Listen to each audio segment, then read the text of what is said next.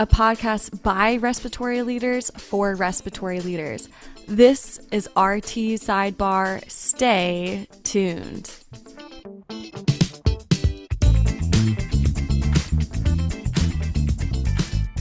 All right, barflies. That music just makes me so happy, Anna. Welcome to RT Sidebar. We are joined by a phenomenal guest today, Executive Director and founder of the Physician Patient Alliance for Health and Safety, Michael Wong, not from New Jersey, but lives in New Jersey, but stays in Lancaster sometimes, which is me, which is always awesome. But you're a resident attorney and now you're in healthcare. And I'm just so excited to talk to you and speak with you about all the great things that the PPAHS is doing. So let's get started. Annie, you want to say hi to the barflies real quick?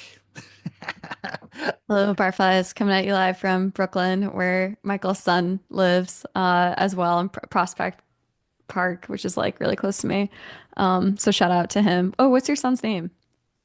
Tim. Tim. Okay. To Shout out Tim. to Tim. To Tim. I, There we go. I'm so glad to be on your show. I mean, I must first say I'm not a respiratory therapist, but and I'm not a clinician either. And a lot of folks in media, CBS, NBC, they interview me. They go, you must be a doctor." And I go, "No, no, no, no. I'm an attorney." So, shout out to one of our attorney friends, Mr. Tony Tenhagen, who was an attorney that got into medicine as well. Good friend of Anna's and ours. But Michael, how did you get involved in this? I mean, this isn't typical attorney work, and now you have this interesting organization. Tell us how you founded this. Like give us the story. Like, why is this important, and why is your work important, and what gets you buzzed about all this? Well, at the time, I was actually living in Chicago. I was working with Abbott, doing issues in crisis management, and I did that for a while for Abbott and as well for other large pharmaceuticals. And along the way, I started hearing some stories from mothers mostly about their kids going in for surgery or other procedures and tragically dying of opioid-induced respiratory depression. And so when I was in Chicago, a mother contacted me from South Bend, Indiana, and she said, University of Notre Dame wants you to come down and talk to the students. And I said, "Oh, okay, I can do that." And she said, "I'll have a nurse there and an a respiratory therapist there, and I want you to talk about the patient safety aspects of it." But after we talked to the class, maybe I should backtrack a bit. Her daughter had been admitted to hospital with what was diagnosed as severe strep throat. And she had some pain. So they put her on a patient-controlled analgesia pump, which is one of those little devices you push with your thumb. And, you get a shot of opioids that the physician prescribed. And so what happened with her was they put her on the pump. Some of her friends said, they were kind of questioning whether it should be done, whether it was done correctly, whatever. But anyway, that happened on one evening. And her friends, kissed her daughter goodnight, and they went home. And the next morning, they ran to the hospital and found an empty hospital room, and were told that their friend had passed away. So I spoke to the students at the University of Notre Dame, and the child's name is Amanda. She passed away tragically, but Cindy, her mother, took myself out and the nurse and respiratory therapist out for lunch just to thank us for, talking to the students about it. And Cindy's crying, and she's saying, I'm a school teacher, and my husband's an electrician. What can I do? And I kind of said something which, perhaps maybe, most folks would go, "Well, you didn't really mean it, Mike." I said to Cindy, "I'll do what I can." And so I set up Physician Patient Alliance, and now it's like almost 14 years I've been running this nonprofit, and I'm still doing what I can. And every once in a while, I talk to the mothers and tell them how we've moved the patient safety needle. And sometimes I feel good about it, and sometimes I don't. So That's kind of how life is. That tragedy is wow. I can't even imagine walking into that empty room and saying that, that your friend or family member has passed when completely unexpected. Um, Michael, so the Physician Patient Alliance is a safety style organization. Tell us a little bit about the mission, your vision that you have, and why does the alliance exist? Like, what is the thing that you're working on that matters most? Tell us about that. Well, as the name suggests of the organization, the st two stakeholders are really clinicians or physicians Hmm. and patients and the patient families. And we're one of our real goals is to do something. I think it's really easy for folks and organizations to complain about something. It's easy to complain. It's hard. It's really hard to do something about it. And so what we've tried to do is really focus in on clinician education, teaching clinicians best practices, highlighting best practices, whether that be medications, equipment, whatever. Hmm. And that's what we try to do. So we've been doing that in obviously opioids, which was the key initiative, but then we got involved with blood clots, sepsis, Oh, and wow. and obviously respiratory care is really part of that as well. But every time we get involved with something new, it's really because there's someone within the organization that has been affected personally. And then I'll say to them, what can we do and how can we make a positive change that's going to matter? I know some of the statistics about safety, and I know that, it's a top 10 leading cause of death here in the United States is, safety issues at hospitals. Do you think that in some way everyone is affected at some point by a lack of safety somewhere in healthcare? Oh, but we all are patients. I mean, whether I'm talking to a doctor, nurse, or respiratory therapist, they all know that at one point in their life they're going to be a patient Hmm. if they haven't been already. Or, when I talk to folks about opioids, they all know that they all have someone they know, maybe someone in their family or friend Hmm. that's being affected by the opioid crisis. I'll talk to folks about blood clots and the same thing. It's a common occurrence, and sadly it is. And so, these are really top issues which we've touched on and will continue to do that. Of course, I foolishly thought that, I started Physician-Patient Alliance for Health and Safety, 14 years ago. And I thought, well, the name's not that important. It's only going to last 6 months, and 14 years later, we're doing that. But uh, uh, I've learned a lot over that time, particularly Hmm. the power of the internet, because I mean, we're now ranked as a top 100 patient safety organization internationally. I mean, Well we're not done. just we're not just doing stuff here in the United States. Hmm. We got 30,000 folks on our email list, and I estimate that sort of 15 to 20% of that is actually outside of the US. So a lot of folks from the NHS in the UK and Hmm. a lot of folks in Europe. So we don't Beautiful. have the ability to translate material, so it's unfortunately in English. Perhaps if we had the ability to translate into Spanish or other languages, we would have a broader reach. But I'm always amazed at the folks that help us out from all around the world. I think that's amazing, and I know we're going to get to the call to action is get involved. You said something that was so important to me. You said don't complain, be the change, right? Just everybody can complain. It's human nature. We just complain, but it's hard to get involved sometimes, right? It's hard. You don't know where to start. Um, I personally struggle with that as well, but we'll get into that a little bit more. But I do want to ask you about evidence-based medicine, okay? Because you just said it. Mhm. What, so I know you guys talk a lot about opioid monitoring, okay? And I know that there's companies, respiratory style companies that do home monitoring with opioids. We all know that opioids were mismanaged for many, many years and has created addiction. So what are the evidence-based practices for monitoring patients that are on opioids?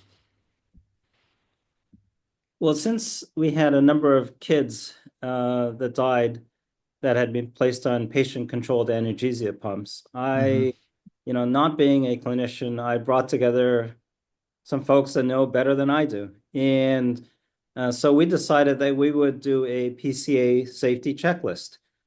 On that committee were two celebrity physicians, Atul Gawande, who did the WHO surgical checklist, and Peter Pronovost, who did the IV central line checklist. And so I asked, I mean, there was also obviously a lot of other clinicians on the committee, and I asked them, what can we do? And they said, well, we could come up with a checklist that, you know, reminds folks of what they need to do to put someone on this PCA pump, what they need to do to continue them on the PCA pump, and how to get them off of it as well.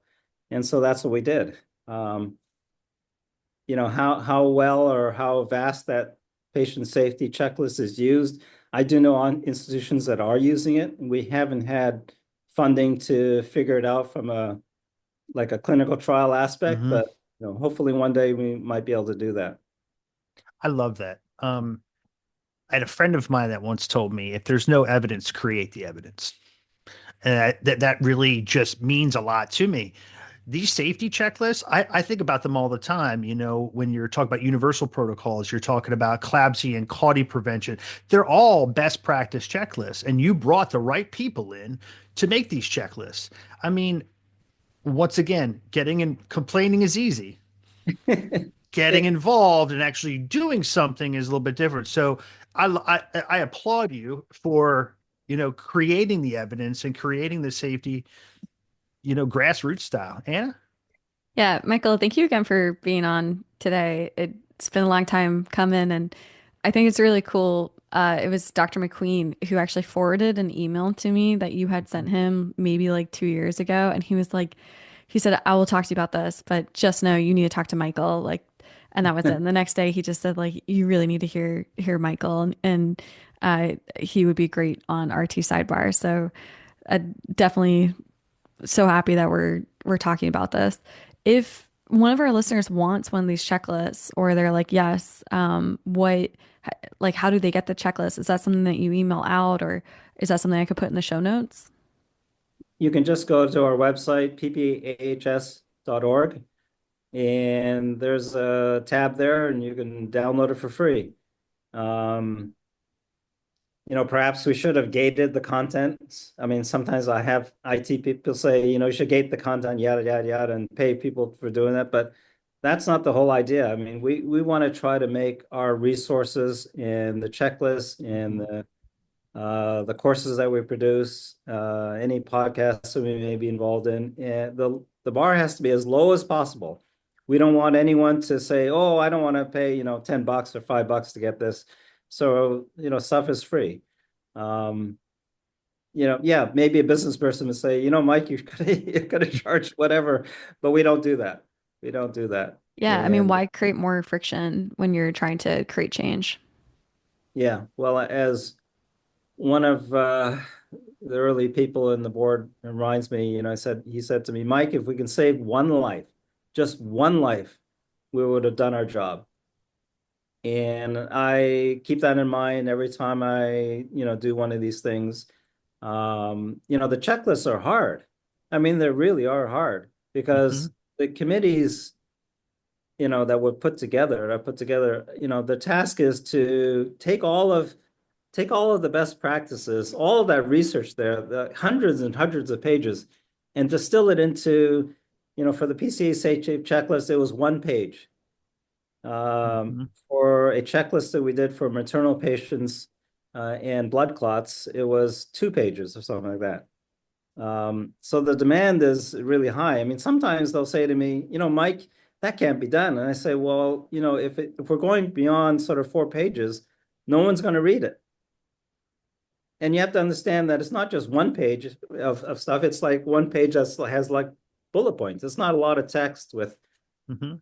with footnotes and all that kind of stuff. So, I've made my committees do some really tall orders, but these folks have really done a stellar job in doing I that. love that.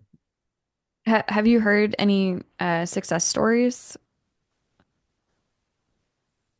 The unfortunately, I've been preaching for monitoring of patients, patient monitoring for a long time.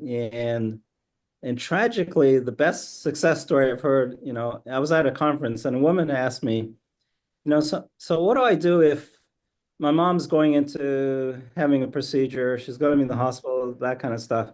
And how do I make sure that, my mom's safe? And I said to her, well, you can't be sure of patient monitoring.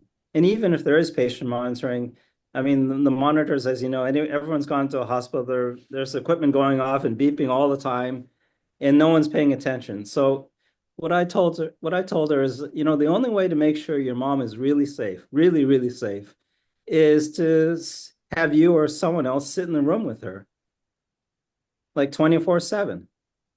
And she said to me, well, I can't do that. So what she did was she hired a woman, a Hispanic lady who didn't speak English, but was willing to sit in the room when she couldn't be there. And one evening, all the alarms start going off. No one comes in the room. And so this woman that she hired runs out to the nurse's station and pulls in a nurse and basically, forces them to take care of the mother. And the mother lives.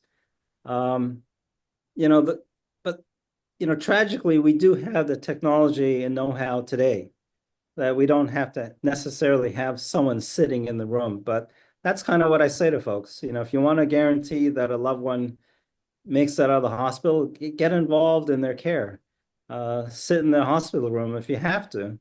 And there's nothing that's going to replace human eyes on a patient. Anna, does that remind you of anything? Does that remind you of my story with my dad?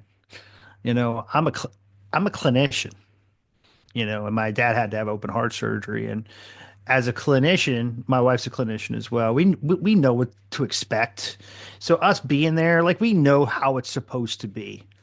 But when I was telling Anna this story after my dad got out, we started thinking about all of those families that aren't clinicians. So you have some of you guys, how do I keep my mother safe when you don't even know what questions to ask? And I think that that's the hard part. I think that that's why I love what your alliance is doing is you're putting it out there.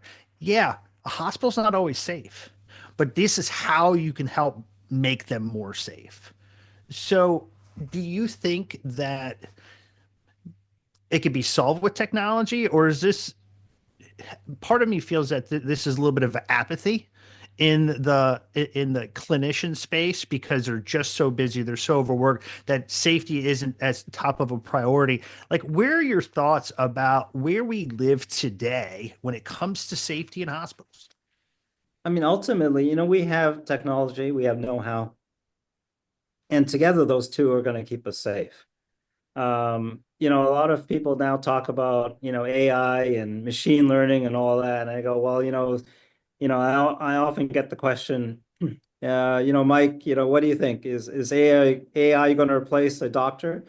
And I go, no, no, no, never. I mean, nothing is ever going to replace a human eyes on a patient. Nothing. And nothing's going to replace a mother, father, or whoever who's, knows the patient really well and says, you know what, she is not doing as well as she should be. And making sure that whoever's taking care of the patient is really paying attention. I I think think that's yeah. Go ahead, Anna. I feel like we should when we're talking about patient safety, and this is such like a complex topic, I think we should talk about trust too. When you're experiencing like the worst day of your life of being either the patient or a loved one who is the patient, there's such trust. Like when you're boarding an airplane and the pilot behind the cockpit, right? You have just given control, the metaphorical keys to the plane, the keys to your body is now given to that pilot. And you have to hope that I think these three things are in play, and that's like good intentions. Like, and I think that that's important to say first. Good intentions. Do I trust the pilot? Do I trust the person who's taking care of me, my loved one? And do they have our best interests in mind? And I I hope every listener here is like, we're not doubting that. Like No. for the most part, right? There's those outliers that you hear about on the Netflix show and in the news, Mhm. but like we we believe in good intentions. And then the next one is I think competence and knowing do they have the knowledge and the capability to get the job done? And in the story that you said before, that nurse had the right intention, right, with the Hispanic woman running out to go get people, but maybe they didn't have the resources to come into that room, Mm. and that falls under that second lever. And so like I don't want to blame the nurse who's ignoring the alarms, right? Like in that story there of competence, but that needs to exist. And unfortunately, in the reality that is today, no, we have limited resources, we've limited knowledge, and we've limited capability, and thereby limited competence. And that to me, Matt, is where you're talking about technology. It feeds into the competence pillar that we're Sure. we're always going to learn, always grow, and always improve. And the second pillar is that reliability. Can they do the right thing consistently? And Michael, Mhm. that's where you plug in. That's where you're bringing in these checklists to help them do the right thing consistently and build that trust. So when the Mhm. patient, which we're all going to be a patient one day and we're all going to die one day, but at least there's trust, right? When I'm coming on the airplane, I knock twice whenever I board a plane. I don't know. I'm a little superstitious. Not, not what's the office quote? It's like, I'm not superstitious, but I am a little stitious. I'm a little stitious. I don't like to fly. Like, I don't like the news right now. Like, it freaks me out, but like, I'm going to get on that plane. I have to trust the team that's going to get me from point A to B. And I think Mhm. that like kind of applies. That's like the craziest analogy. I'm not sure if you're following me on it, but I just want to say it because I don't want us to blame anyone. No, absolutely. That's perfect. Perfectly No, said. Michael, I, what do you think? I absolutely agree. I mean, we called the nonprofit I started Physician Patient Alliance, and we were really playing on that special relationship that exists between a doctor and the patient. The tragedy that when I heard from these mothers really was that they had placed their trust in the doctor, in the hospital, in the care team, and that trust had been broken. I mean, Hmm.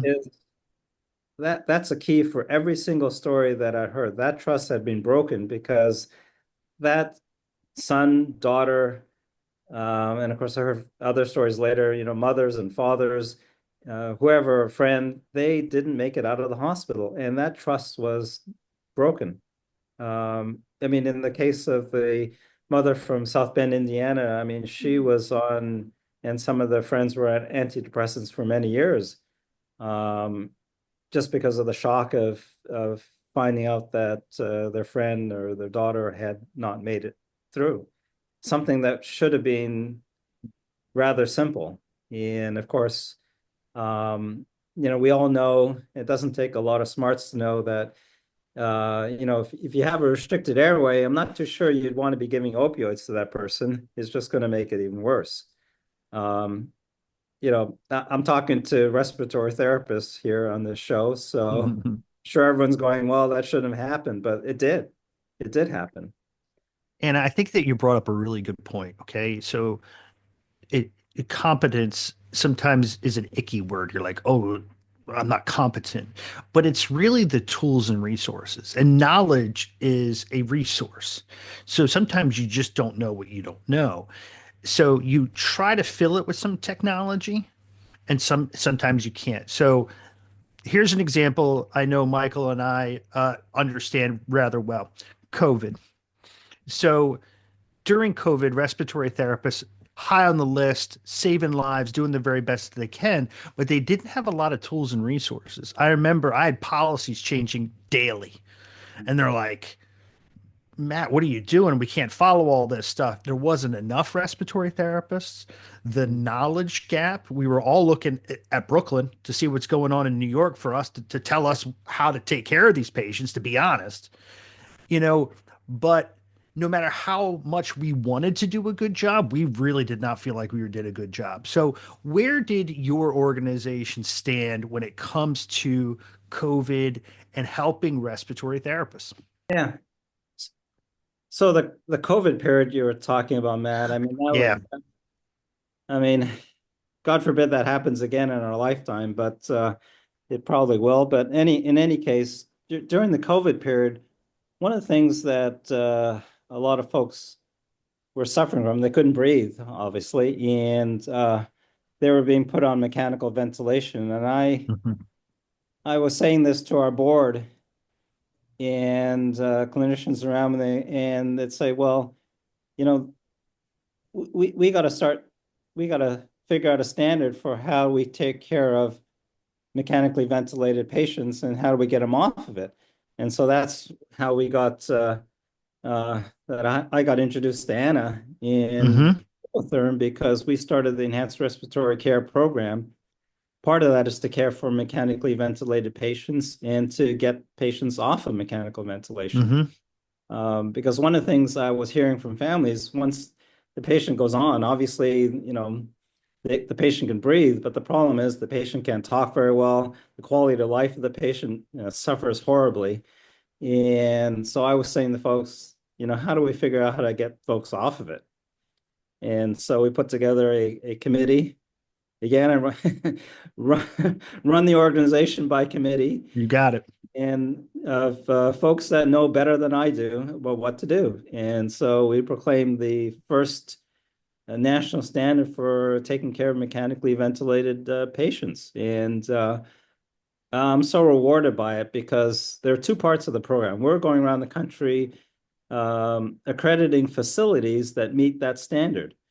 And and so we're about now 20 healthcare facilities across the country. A great concentration on the East Coast around New York, the New York area, Connecticut, but also in the Midwest, there's Indiana, Illinois, and Tennessee, but also in Hawaii as well. So across Oh, 6 states, we have accredited facilities, and these are facilities that are doing the right thing. They're taking care of patients according to the standard that our committee set. And while the second part is that we produce a set of courses to teach nurses, respiratory therapists, and doctors, how to apply the standard, and that's what we've been doing. So um, I'm heartened by the fact that we've been able to move the patient safety needle in some fashion. Um, I absolutely think that you are. Like that's a big. It's hard to do. It's hard to move patient safety. Um, it it's not that people don't want to do the right thing. It's just sometimes it's hard to do the right thing. It's hard to get the resources and the knowledge to do so. Anna, what do you think? Well, no, I just want to reiterate. So if you're at RT listening, there's three things you can do here. And that first one is like start taking a course, join the conversations. We'll have that link in the show notes.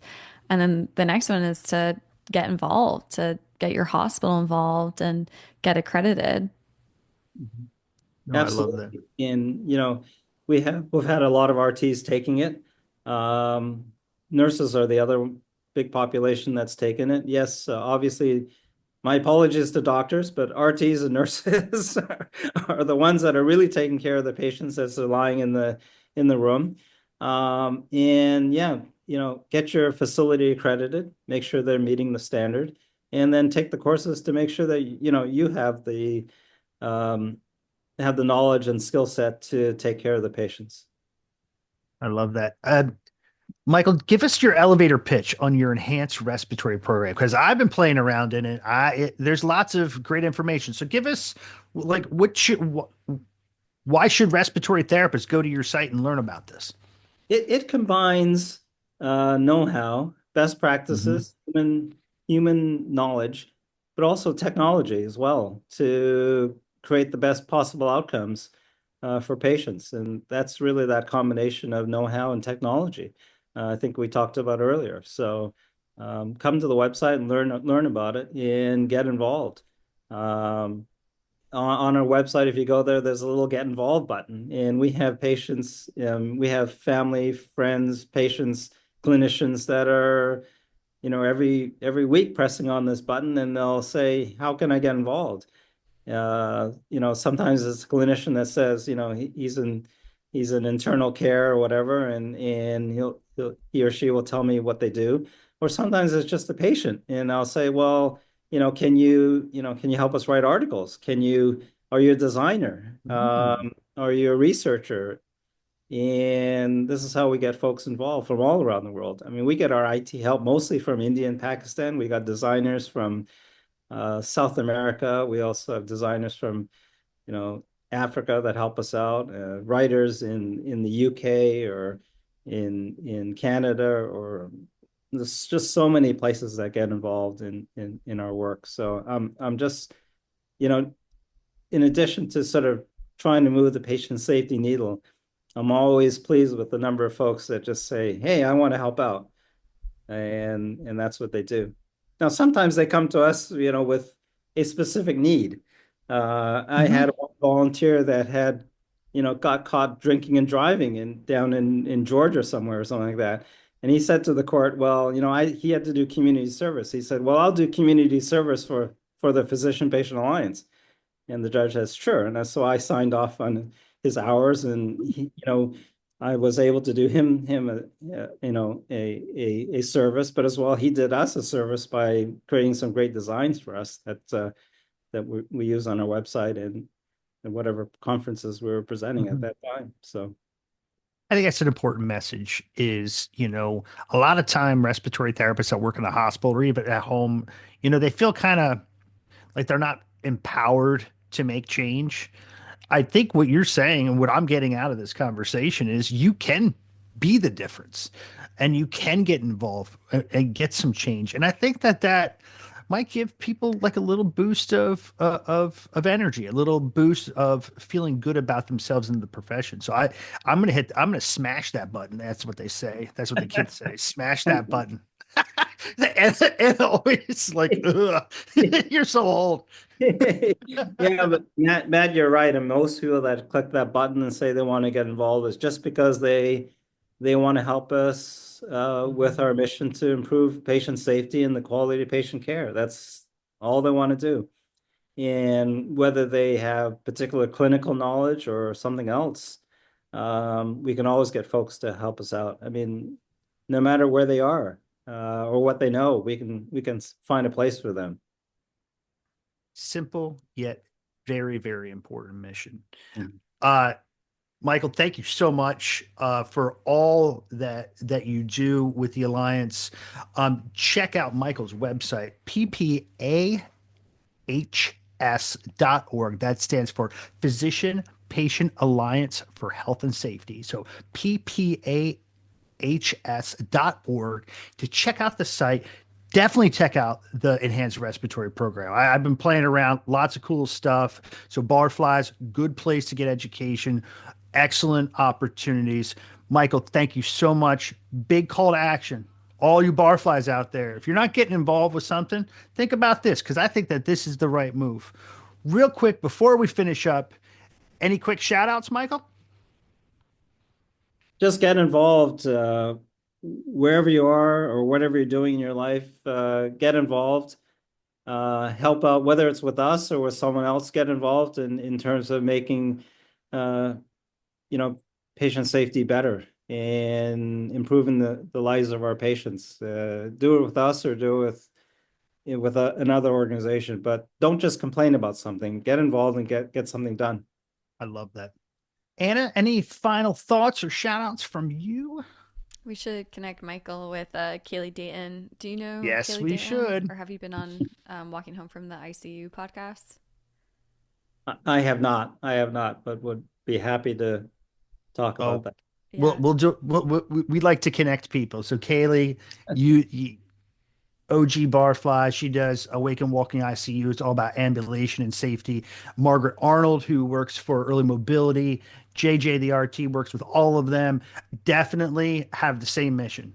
Be safe, high quality of care, practice evidence based. So we'll definitely do that. I have a quick shout out to Dr. McQueen for introducing us to Michael Wong. Thank you so much, Michael, for being on.